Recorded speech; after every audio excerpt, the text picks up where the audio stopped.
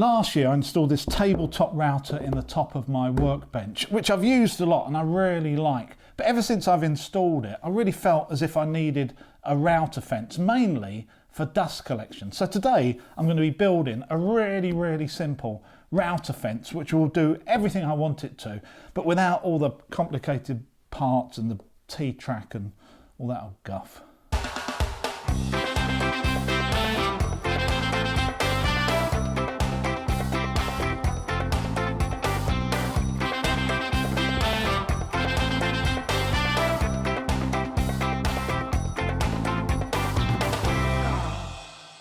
So as I said, I've been using this tabletop router for some time now, and it's been incredibly useful. And if anyone is thinking about putting one of these in their bench, I would highly recommend it, rather than having another bench somewhere else that was probably cluttering up the place or underneath boxes. To have it here, so all I have to do is wind it up and use it, has been incredibly useful. And I'm glad. I should have done this years ago, really. And really, not having a fence hasn't affected me that much, because most of the cutters I've been using are things like this round over bit here. The piece has just been running along this bearing here. So whether I've had a fence or not has not necessarily been the end of the world, because I've been running along the bearing rather than a fence as well. However, two reasons I need a fence is that the more of this I do, the more that when I'm using a cutter like this, I might not want to go into the wood all of that distance. So this is where I really start needing to use a fence. But more importantly is dust collection. If you'd seen me using this router in the past, you would have seen me using some sort of Heath Robinson setup where I've taped the dust collection hose next to it to try to persuade the chips to go down the hose, and I've had to wear a mask and all of that sort of stuff, which has all been a bit rubbish really. So now's the time to solve that problem.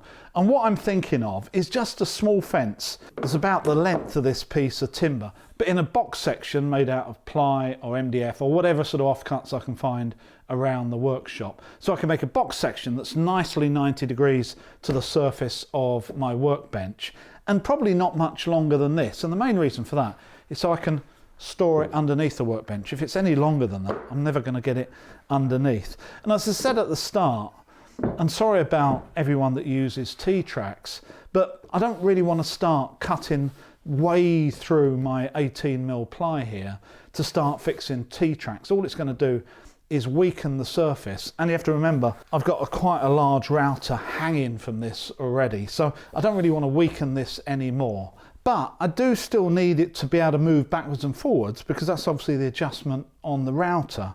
But I think I've worked out a way of doing that simply, rather than just copying everyone else on YouTube. Dust collection, which is a main thing about this whole setup, is coming from my right, where I've got my Shepak shop vac. And the last thing I really want to do is to design something that the hose has to come all the way over and then into the middle of the piece here, because it's just going to want to pull out and just gets in the way. So because I'm making a box section, I'm going to have the dust extraction coming from the right hand side, so it just comes out and goes to the shop vac rather than having hoses everywhere. Anyway, that's the plan. I haven't done any drawings at all. What I think I need to do is find the right piece of timber, ply, MDF or whatever, and start cutting them down.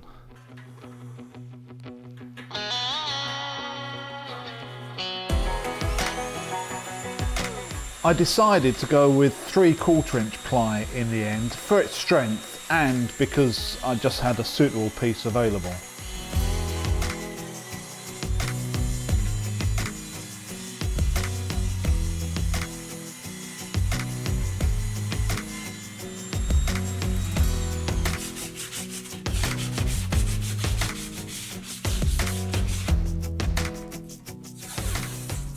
Before cutting the stiffeners, I wanted to double check that my miter saw was exactly square, and I've shown this method in another video, which is really quick, easy and accurate way of checking your saw's adjustment.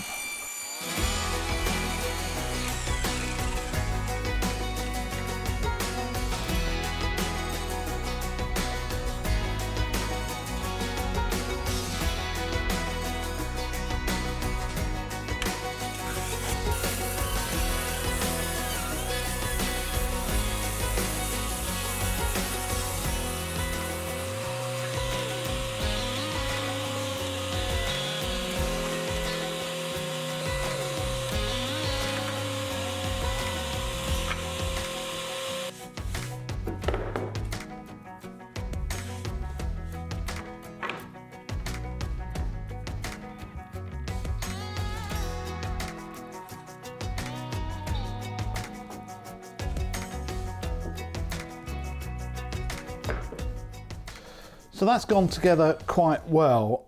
Being a box, it's going to be quite sturdy, and you can see why it was important for me to cut these at dead on 90 degrees, so I get a nice perpendicular face here from the workbench, which is like one of the most important things that I think I'm going to need. I've made this front fence, or the front piece of the fence, quite high. It's about 190 in total, and the reason for that is that if I ever need to clamp anything to it and put it in front of it, then I've got at least got plenty at the back here to clamp to. So I don't want to be a little bit, I'd rather be a little bit high and have that flexibility in the future rather than just being low. Right, so the next thing we need to do is to have a look at how we're going to hold it onto the bench and do the adjustments. And I've got some ideas. So on every router fence that I've seen, either the ones you buy or the ones you see being made on YouTube, generally they have two tracks and the whole fence moves backwards and forwards, so you can get the adjustment by the cutter. And I've never known why, because the cutter's going round in circles. So actually you don't need to move the whole fence. All you need is to pivot at one end and move the other, don't you? I mean, it does the same thing. So that's what I'm going to do. I'm going to make a pivot at one end using a simple hole and one of these nuts and the pronged T-nut that will go underneath the ply of the workbench. And then at this end, this is going to be my adjustment. So what I'll do is I'll cut a slot. So the nut at this end, the thing can move backwards and forwards, and then I can tighten it down. So that moves on to the next thing I need to do, which is cut a slot at this end. And it's not straight because it's obviously got a radius of about this much. And I can do that in a couple of ways. I mean, what I could do is just drill a couple of holes at either end, get the jigsaw out, and then just elongate that slot. But that's going to look pretty rubbish. And it might not be at the right radius. So as I've got my router here and set up, I'm going to use that to cut the slot.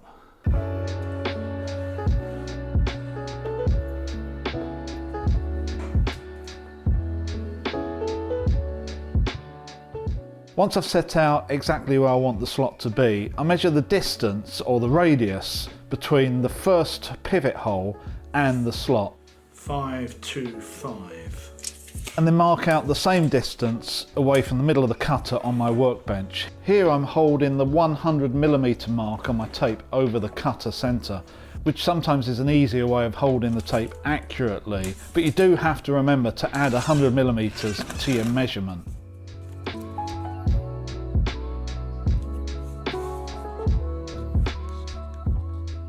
I mark the start and stop positions on some tape on the bench, as I don't want to go all the way to the edge, and then start cutting into the ply, raising the cutter a few millimetres after each pass.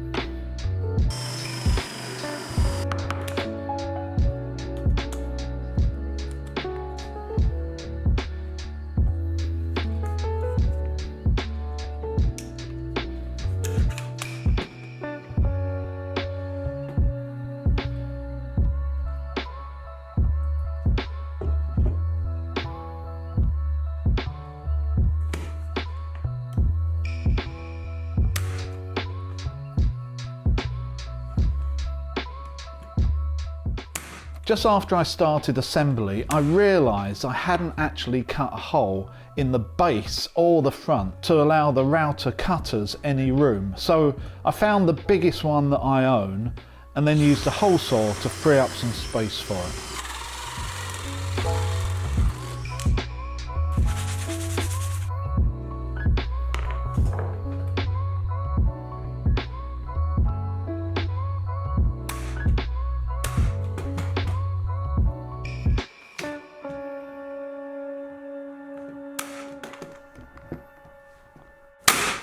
Whenever I use this pin nailer, this is the electronic one, on the videos, I always get quite a lot of comments about what I think of it. I think it's rubbish, actually. It doesn't work very well. It has no depth adjustment at all, and it's quite inconsistent. So one nail can be going quite nicely, and the other one, the next one, in the same material, doesn't sit properly at all.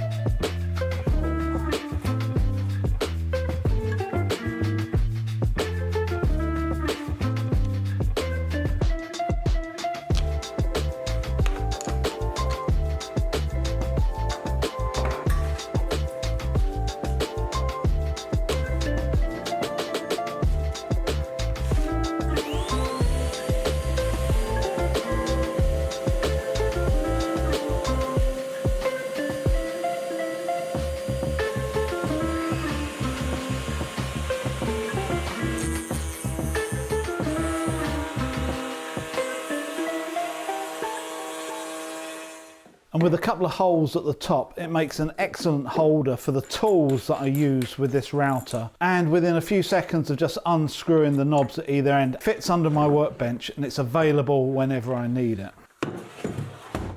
So that is a good job done. I should have done that some time ago. Just the right size for the work I do.